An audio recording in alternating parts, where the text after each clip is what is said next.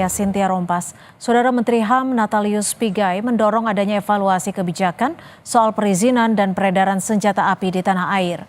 Usulan ini disampaikan menyusul adanya kasus penembakan yang melibatkan penegak hukum. Menurutnya, insiden penembakan yang melibatkan aparat bisa menimbulkan ketakutan di kalangan masyarakat hingga instabilitas negara. Dalam waktu dekat, Menteri HAM Natalius Pigai bakal bersurat kepada Kapolri dan Panglima TNI agar memperketat aturan terkait senjata api. Menteri HAM menyebut urgensi diperlukan mengingat banyaknya kasus penembakan yang terjadi hanya dalam waktu beberapa hari saja.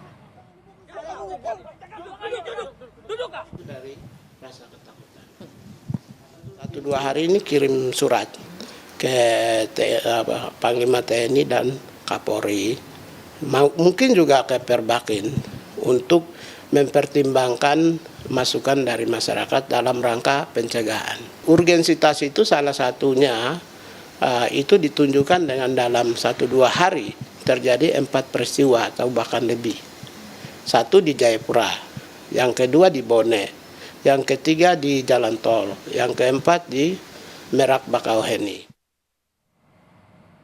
Guru Besar Kriminolog Universitas Indonesia Adrianus Meliala menyatakan kasus penembakan warga sipil oleh oknum aparat tidak bisa digeneralisasi, namun tetap wajib ditangani secara serius. Jumlah oknum yang menyalahgunakan penggunaan senjata api masih sangat kecil jika dibandingkan dengan total populasi aparat penegak hukum, sehingga ia tidak setuju dengan usulan agar senjata api ditarik dari seluruh anggota Polri atau TNI. Saran Kompolnas mengenai evaluasi penggunaan senjata api menurutnya juga sudah dilakukan. Aparat yang hendak menggunakan senjata api sebelumnya melewati serangkaian tes. Sudah dilakukan. Jadi pada saat mereka pertama kali hendak menggunakan senjata api, mereka dites, ya. Ada beberapa alat tes yang digunakan. Demikian juga mereka melakukan tes penyegaran, ya, secara berkala. Demikian juga ketika mereka hendak melakukan tugas-tugas khusus, seperti misalnya mau masuk sekolah kedinasan atau mendapatkan tugas ke luar negeri, itu lalu ada tes yang baru, gitu ya.